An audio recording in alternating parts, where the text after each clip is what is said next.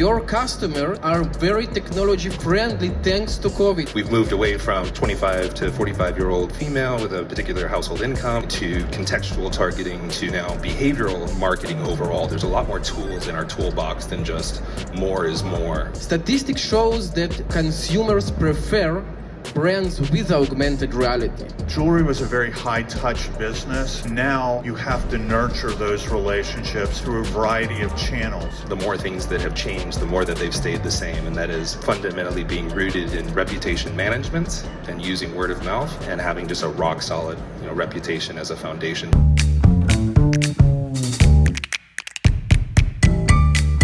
Okay, so welcome and thank you all for attending today's panel on retail innovation.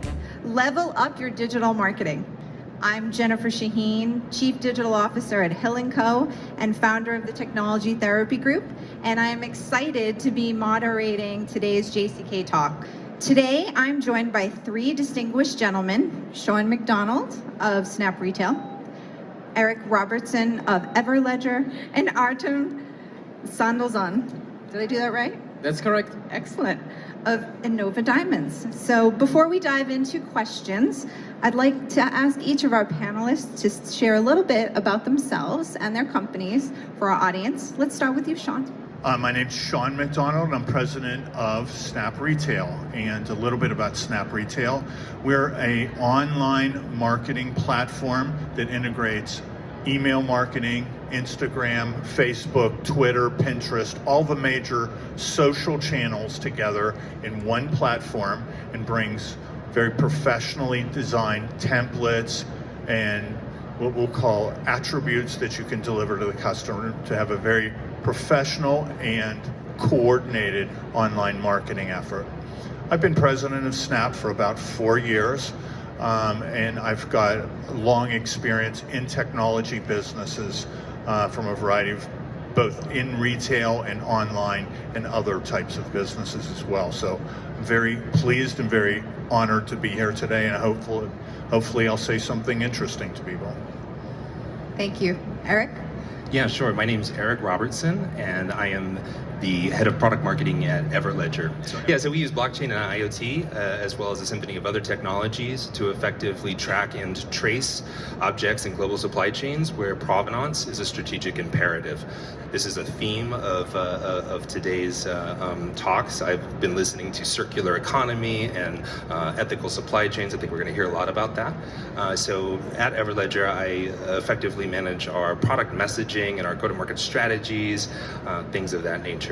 I myself come from gems and jewelry. I was the creative and marketing director for Green Lake Jewelry Works in Seattle for almost a decade.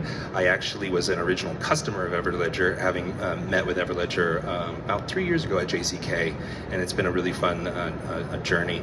Previous to gems and jewelry, I did a bunch of work in China, especially with recruiting for luxury brands like LVMH, and I also taught marketing at a hotel management college for the Switzerland brand La Roche, if you know it. Yeah, I think that's me. So I'm Artem Sanderson, I'm CEO at Inova Diamonds, and today we are a leading augmented reality provider in the market and AI technologies. We are backed by the Israeli Diamonds Exchange. We are official partners of the Israeli Diamonds Exchange, so we really come from the industry to the industry with more than 1 million of active shoppers that are using our technology worldwide in our retailers' websites. And I will be happy to share my experience today. Thank you. Thank you so much. And as I mentioned, I'm Jennifer Shaheen, Chief Digital Officer of Hill & Company. We are a team of experts helping companies in the diamond, gemstone, and fine jewelry industry accelerate growth. I have a personal passion in digital, and I've been working in digital since I started my first company in 1997. So today, our panel is based around the headline, Retail Innovation, with the focus on the term digital marketing. The thing is, digital marketing can mean many things to many people. It can include augmented reality, high-touch personal marketing, and a feeling of confidence and trust in the supply chain. As a former marketing professor, I often find myself explaining that marketing is not just for client acquisition, it includes so much more. So today, retail expectations are elevated, and people, no matter their generation, everyone expects more. We all want to feel part of something, connected, appreciated, and engaged. I'm going to get started with some of my questions. So let's start with the question that I'd like each of our panelists to answer. We'll start with you, Sean. How has digital impacted the retail jeweler in the last 3 years? Well, I think it's had a profound effect, and I think that jewelry has started to realize that their customers' relationship, which used to be on the store, has really gone online, and it's followed lots of different channels, and therefore the customer's relationship to that brand and to that store has now become multifaceted. And where previously everybody had, jewelry was a very high-touch business, and it was very much dependent upon the development of personal relationships with the customers in the store. And now you have to nurture those relationships through a variety of channels. And I think that a term that really came into vogue a couple years ago about omnichannel marketing, where it has to be, you have to have a presence socially, you have to presence with email, you have to be on the website, you have to interact with people in customer service, etc. All of that has only has expanded and become much more rich. And I think that that's a trend that will certainly continue. So it's not one thing that people have to start doing. They have to look at a very much of a holistic representation out to the market. And I think that's been a key trend that's happened. Great, thanks. Eric, how about your perspective? Yeah, I totally agree with you on omnichannel. I think to myself, having attended talks like this here at JCK over the past 10 years, listening in, it's irrefutable that the internet has completely changed the ways that we've done business, and I've watched this evolution from demographic targeting to contextual targeting to now behavioral targeting. So, we've moved away from sort of me focusing in on my 25 to 45-year-old female with a particular household income or a college education or in a zip code, and we're just now serving ads to those who come into our store, come on to our site, which is totally transformative. I think it's all great. There is a downside. Guys like me, I'm looking at sites and jewelry all day. I'm walking into stores all the time, and I'm getting served ads all the time. So there is a downside to it. And I also think that the sort of display strategy that many brands are using is kind of like a cancer to marketing overall. There's a lot more tools in our toolbox than just more is more for display. But that seems to have been the genesis of it. Today, 3 years later, I think the more things that have changed, the more that they've stayed the same, and that is, and maybe we can talk about it today, just fundamentally being rooted in reputation management and using word of mouth, and having just a rock solid reputation as a foundation before investing into social campaigns, display campaigns, placing cookies, etc. Great. Artem? Okay, I can tell you by the experience of our company, we were pretty much active before the COVID-19 pandemic, but since the COVID started, we see an increasement in our engagement rates and usage multiple 25. And it happens because we all got a technology-friendly consumers. Your customers are very technology friendly thanks to COVID. So COVID did a great thing to all the retailers. People know how to buy food online. I can buy a Tesla online, so I can buy a diamond ring online. And we see a huge increasement with our customers, the e-commerce brands and offline brands that are now moving to e-commerce and increasing e-commerce. And I'm talking about the small and the medium jewelers, and I'm also talking about enterprise and public companies and large jewelry chains that we see that they are moving to e-commerce, and they can now sell even better than before to a technology-friendly consumer. So that's basically what happened. Very true, COVID actually. happened, yeah.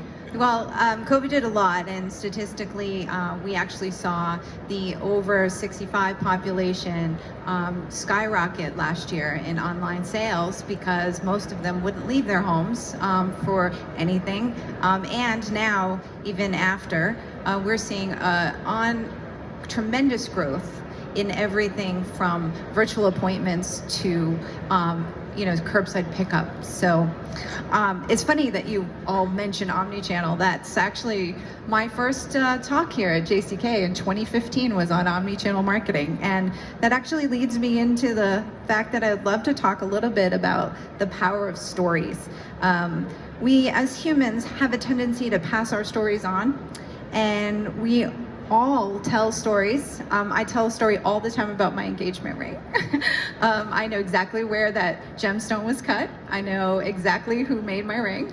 I feel very confident in that from a responsible consumer perspective. So Eric, let's start with you. How are stores using stories to enhance their digital marketing? Yeah, that's a good question. I remember that talk, actually. I think I sat in on that one, so thank you. I always say that the best story wins, right?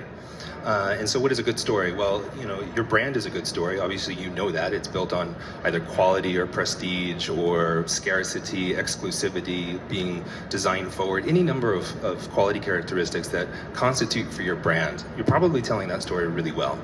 But go with fresh eyes to your product page, just an individual product page, and take a look at it. Is it a white background with a product, and is there some pricing? Is there some financing? Is there some get in touch? This is a story that is being told by many. It's a very brief story, and it's quite ubiquitous. So starting to think about ways in which that you can imbue that product with a little bit more of a story. Now, I've introduced myself as a global supply chain transparency aficionado, so I'm always going to gravitate towards where do the materials come from, what were the steps along the supply chain, who is a part of the process in making that thing, and really getting transparent about your labor. I think that all of those things make for a good story. I think of brands like Everlane. You go over to Everlane's website. It's a very accessible fashion brand. Maybe many of you know about it. Take a look there in the periphery, and you can actually know the factory in which the clothes were made. Go to Cotopaxi, the performance apparel brand. Similar story. Actually, go anywhere into wherever you live. Go to the place that has the highest price per square foot for retail, and take a look at those window dressings. And those window dressings are all sort of angling towards telling this kind of story. Obviously, we would like to tell that story in a very truthful way, rather than what we call greenwashing.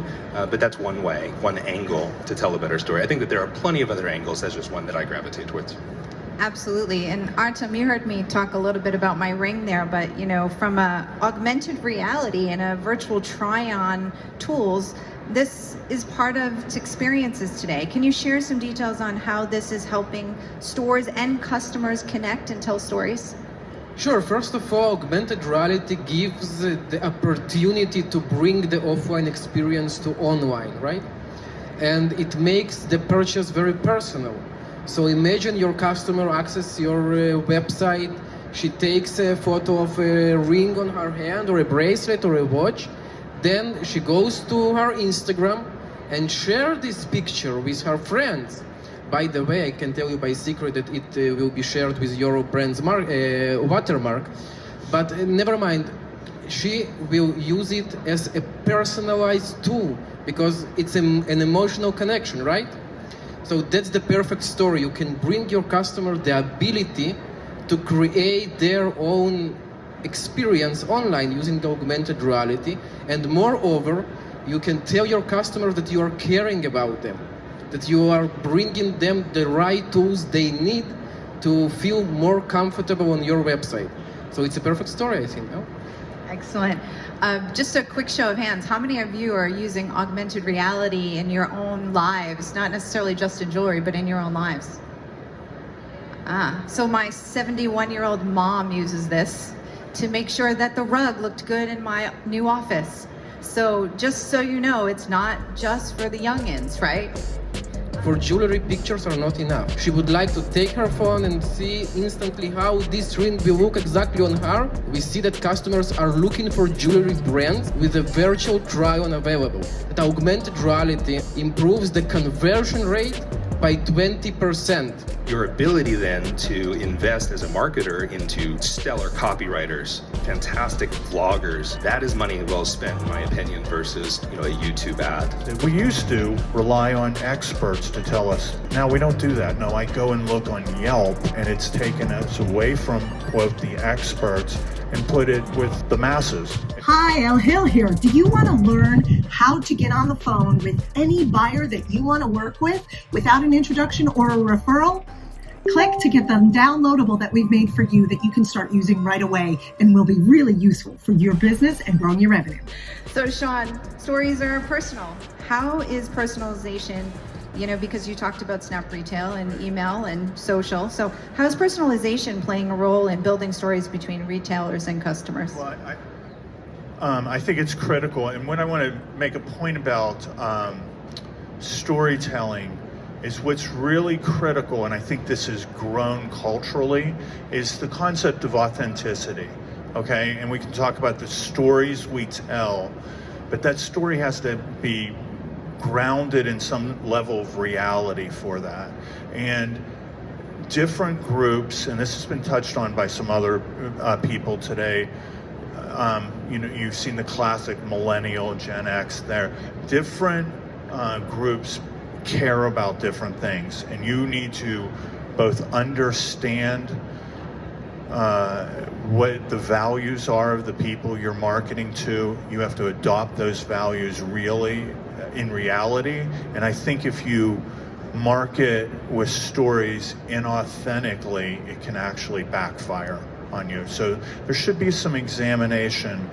Perfect example of this is ethically sourced diamonds. I expect that that's going to become an increasingly important issue in this industry in the next couple of years, just because of some cultural, I was going to say changes or improvements that are happening. It's a good sensitivity to have, but the brands have to be authentic, and those values should connect very much with the audiences that they wish to serve. So I think that that's a critical part of it. As we go in and we talk about personalization, the challenge with marketing is we know we have to talk to people a lot. We know we have to talk to people in multiple channels. We know one communication will not register, etc. But how do you manage the line between over communicating and communicating too little? And the way you do that is you communicate to people about things they care about. And the best way to figure out what they care about is to look at what their behavior is in terms of purchasing behavior and what they pay attention to, what products they're interested in as well. And if you communicate to someone about things they care about, then you can communicate to them, I think, much more effectively and frankly much more frequently than those that are sending, generic whatever it is, mailings or email blasts or fill in the blank to all those. So you really have to think about, how can I both be authentic when I speak, and how can I also speak to my audiences for things they care about, and that's where I think the whole opportunity. There's great opportunity for more and more personalization going on right now. Different systems share data, and people's path to making decisions are much more described. But I think that we have a responsibility to take advantage of those new forms of data that are available in order to provide a richer, more positive experience to the people we're working with. Great, thank you so much. And the second step in the customer journey, the first is awareness, the second is consideration. This is when customers are starting to dig in. What do you think really pushes them from one competitor to another at this point? So Artem, how is augmented reality, from your perspective, playing a role in this particular step in consideration in the customer journey? Okay, that's a great question, because jewelry is sometimes an emotional purchase, but at the same time, sometimes it's a smart purchase, because when we are talking about engagement rings, guys are doing a lot of research, trying different retailers, different styles, different designs, etc. So augmented reality helps both for the emotional purchase, because once a consumer is on your product page, she would like to try the ring, to see how it looks like, to see its beauty, but pictures are not enough. For jewelry, pictures are not enough. She would like to take her phone and see instantly how this ring will look exactly on her, and once she saw it, she just click add to cart and she goes and buy it. And statistics shows that consumers prefer brands with augmented reality. And we see it by our stats that in markets that we are active in, such as US, Australia, Canada, UK, we see that customers are looking for jewelry brands with a virtual try-on available. So maybe you've seen our technology in some retail websites and tried it. And regarding the smart purchase, people would like to compare different styles, compare different designs, do their research, and augmented reality can help them to compare. They can pick up their phone, make a lot of pictures with a lot of styles, and then compare and decide which one they would like to purchase. And according to our statistics and the data that our customers publicly reports, that our augmented reality service improves the conversion rate by 20%. So it's a huge number. It's a huge ROI and a huge number, and that's how augmented reality is playing the role, both for the emotional purchase, just I see, I like, and let's buy, and for the smart purchase. Maybe this, maybe this, maybe this. I would like to compare, I would like to consider, I would like to save, I would like to share it over on Instagram with my friends. We talked about it, right? And you are getting free of charge marketing, secret. And maybe share via WhatsApp to my friend or to her friend, you know, because I'm a guy, I would like to make to buy a ring to my fiance or to buy a gift to my wife, for example. I would like to, you know, maybe to talk with her friend. I will make some pictures, send to WhatsApp, and would like to hear an opinion. I cannot just send a picture, right? I would like to send how it will really look like on me, or maybe I have a picture of my fiance or my wife or whatever, or girlfriend, then I can send the ring on her hand. Think about it. Great. Thank you so much. Sean, you mentioned something very important earlier, which was data. And that's one of my favorite things. And so, Eric, my question is for you, but you know, you talked about supply chain. And so we're in the consideration phase. Data shows us that, you know, the first thing people are doing on your website is browsing around and looking at your products, but the second thing they look at is about who you are, what's going on. So my question for you is, how is blockchain overall in the supply chain transparency impacting the consideration phase? I agree with you, by the way. I totally agree with you, by the way, on the 360 thing. So, you know, try and get this going. There it is. Great question, and thank you for that. So I think it comes down to, let me see how I can answer this without being overly technical, but it really comes down to value and values. So obviously people want to feel like they're getting value for money, but they also want to feel as though that they're making a purchase that is consistent with their values. Oftentimes, maybe if we shoot back 10 years ago, we're focused exclusively on shareholder value. Are we maximizing the margins to show growth, et cetera, et cetera? I think what we're starting to see a pivot, at least in a marketer's brain, in being able to capture and express stakeholder value, i.e. your customer. What are their values, and what are you doing that is providing value to them? So you asked about blockchain and data and things like that. Single source of truth. I'm the brand. I place everything that I tell you based on my own reputation. Hopefully you believe me. If you don't, maybe I get sued, right? And we've seen this happen before. Blockchain enables you to have multiple sources of truth. So think about it, right? It's like a wedding. A lot of people come to your wedding, they see you get married. You can ask if, hey, did those guys get married? Yes, because there was a lot of people there. They're all attesting to the fact that we saw that you got married. Now, who would you believe? Just one person, you know, or 100? So when you're able to express claims whether that's claims on origin, claims on environmental performance, claims on human rights, and those claims are validated by multiple sources of truth that aren't using a spreadsheet over here in an email and a spreadsheet over there in an email, but they're all using the same network with different varying levels of permission. You can start to make claims that are verified and validated a lot easier in your products. Now, whether that's if you're B2B or even B2C. Did that answer? Sort of. Okay. I mean, I think what I want to actually dig in is just say, you know, from your perspective, have you seen this impacting the consideration to purchase? Yes. So we've seen this with certain brands. If you want to know what those brands are, I won't go go down the grocery list of brands that are using it. But certainly, I'll give you a good example of consideration phase. I'm from Seattle, Washington. I'm walking through Nordstrom's, which is a Seattle brand. I'm with my 8-year-old daughter, and I step by MCQ. MCQ is the streetwear brand from Alexander McQueen. Alexander McQueen is a Kering Group fashion house.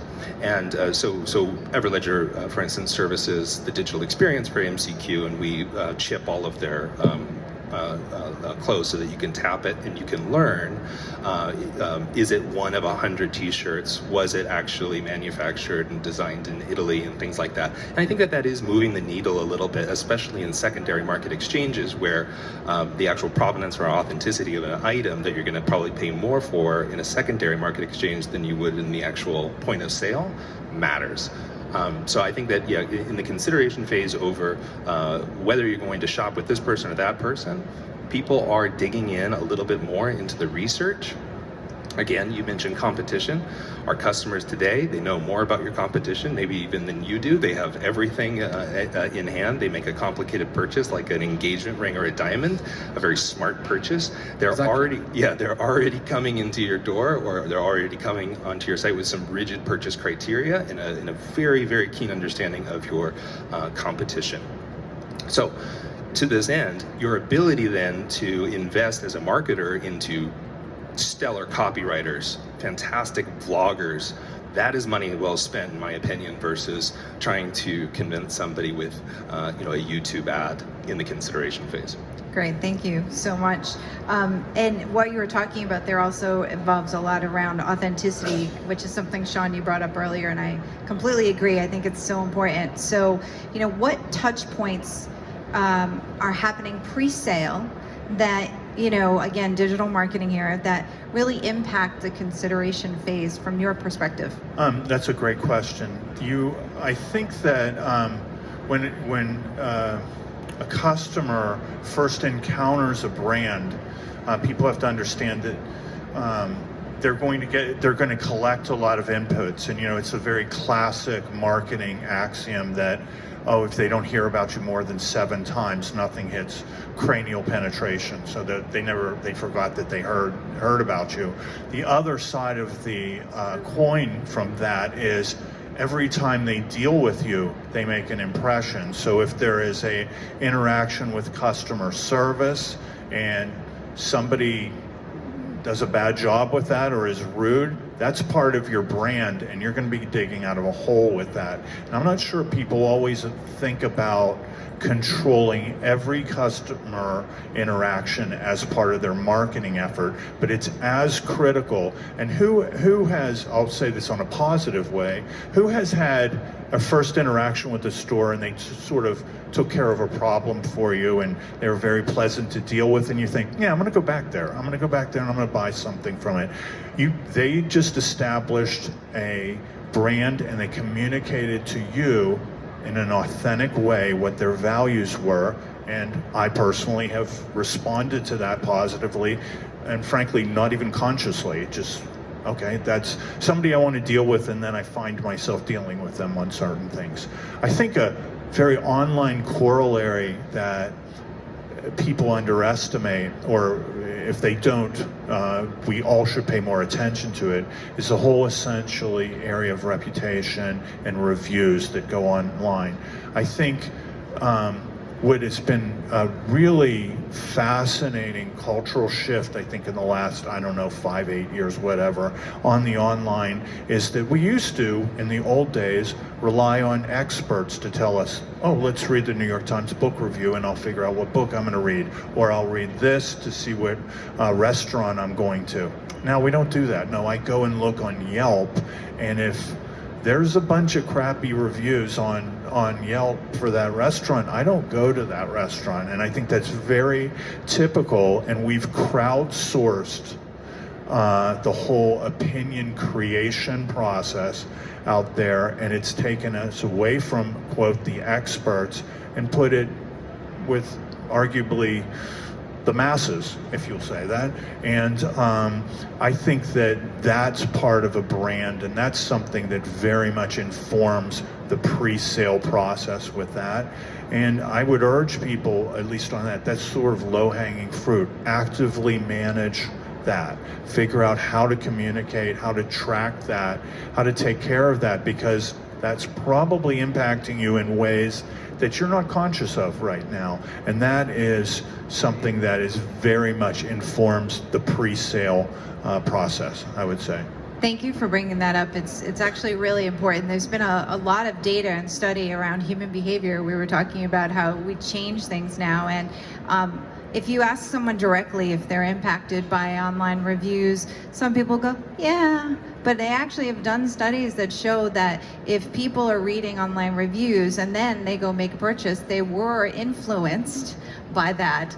It's quite interesting. I always also advise retail stores not only to reply to the not so nice reviews, but always to reply to every review, because that shows the potential customer during consideration phase that you take the responses that you get seriously, not just the negative ones. So I just wanted to point that out. Do you want to add to that? Let me augment that a little bit. Oh, sorry, that's your word. I've also seen reviews that were bad and the response made them worse. Oh yes. So it's like, I won't give examples to keep it correctly rated, but I've been shocked at some of the responses that the businesses put forward, and they also helped build their brand that way too. So I'll just clarify that. Absolutely. Since Go it's ahead, such Eric. a popular topic, I'll just tack on to it. Yeah, reputation management, huge. And we all know that experience starts well before somebody comes onto your site or into your store, and it extends well after they leave. But if you can solicit a 5-star review before somebody makes it back to their car, you are winning. And if anybody's been using an Uber, today or yesterday, if you give anybody less than a 5-star review, there's actions to that. And so absolutely, your ability to also enable your front-end sales staff to solicit those reviews and really build up that reputation is a reputation you can't buy. Absolutely. We could probably have had a whole panel just on reputation management. Okay, so marketing does not stop after someone becomes a customer. So as growth specialists, we like to understand the acquisition costs and the lifetime value of our customers at Hill & Co. But what I would love to know from each of you is, what ongoing digital opportunities do stores have to improve the lifetime value of their customers? Let's start with you, Artem. So basically, I think that we have to understand that you as a jewelry retailers are not really selling only jewelry. You are selling emotions, you are selling personalization, you are selling connections. You would like each and every of your customers to be your best friends, right? And how to do it that? You have to provide them with a personalized tools that will help them connect to you as a brand emotionally, not only to your jewelry. I am not talking just about augmented reality. Augmented reality is a part of it. But also think about offering the customers after the purchase a personalized marketing, personalized content, personalized jewelry, something that they can make an emotional connection with. So you have to always think how you can make your customer your best friend. And back to the reviews, if your customer will be your best friend, and even if you send him a ring with a shipment that is a little bit bigger, he will put you a 5 stars. You know why? Because you are his friend, right? So reducing returns, providing a personalized experience and building an emotional connection, that is the key to LTV, lifetime value, from our perspective. At least we are trying to do this with our customers. We are a B2B company, yeah, we're working with retailers, but each and every of our customers is our best friend. Great. Eric, same question for you. What ongoing digital opportunities do stores have to improve lifetime value? I think, again, from the outset I mentioned, really, we know that the more things change, kind of the more things stay the same. So it's the same thing in our industry. Lifetime customer value exists in warranty, maintenance, repeat purchases on special occasions, and word of mouth. I think that you can leverage emerging technologies like intelligent labeling, little microchips in your packaging and things like that, that you can tap that ring box or that delivery system and always have in perpetuity the insurance policy in that kind of digital vault. You can also have ownership status. You can have warranty and care information. And I don't know about you, but the last time that I looked for maybe my wife's GIA cert, I couldn't find it, right? So the ability to have that not only embedded into the intelligent labeling into the box, but have that as a digital wallet or vault, just like you would for your own bank account. I think that allows brands to be a lot more sticky, and then also allows and enables your customers to be able, from their mobile devices, share the story of their purchase, transfer ownership of that gift, and then also be able to come back to you for warranty, maintenance, or in some cases, replacement. Great. Sean, same question. Sorry about that. Yeah, you need to use the mic. I'm sorry? Said you need to use the mic. Okay. I think I think I touched on it before. By the way, lifetime value of the customer is how the retailers at the show need to think of things.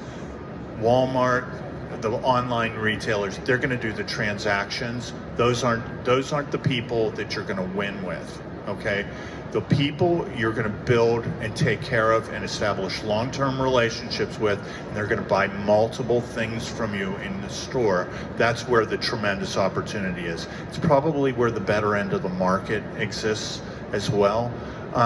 When somebody has purchased something from you, they've also told you a lot about what they like, what their preferences are, and things like that. And you should have systems in place that allow you to continue to talk to them and market to them long after the purchase. And those communication points, as we've really touched on, are multifaceted, and they should be social communications, email communications, send them videos, invite them to events, understand what their preferences are so you can market to them effectively. And also, what is in your marketing is make sure that every interaction they have with the store, be it for warranty or service or something like that, is a positive experience, because you remember, you have to care about them over long periods of time to maximize that long-term value.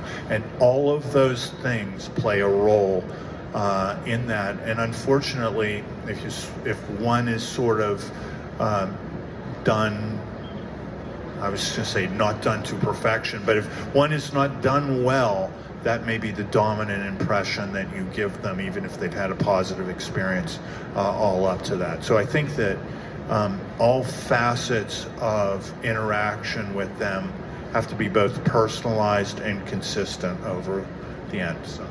Great, thank you. So we have time for some questions from the audience. Does anyone have any questions they'd like to ask our panelists? Yes, please stand, and I will repeat your question. Okay, I'm going to do my best to paraphrase that. So is there evidence or data in our industry that shows how important it is in the decision-making process and the consideration page for consumers? So I'm going to kind of direct that one to you, Eric, because this is your wheelhouse. Sure. So two questions in there, and I was able to hear you in totality. So the first one is, when we talk about blockchain technologies, history obviously does not favor those who are resistant to adopting new technologies. We know this again and again and again, and blockchain is not going to be a fit for everybody right now, and it'll be phased out. There are two types of customers that it serves very well. It is the B2B customer who needs new liquidity and investment, and they need to attract people investing in ESG, or environment, sustainability and governance, right? And to do that, you need to be able to actually demonstrate with validity that your carbon impact is this, your origin is that, your human rights compliance is this. That's where it really helps. Right now, if you want to do that, you got to pay about $100,000 a year to somebody or somebodies to go through all that paperwork for you. So what blockchain does is it really speeds up that process. I won't go too much on about that.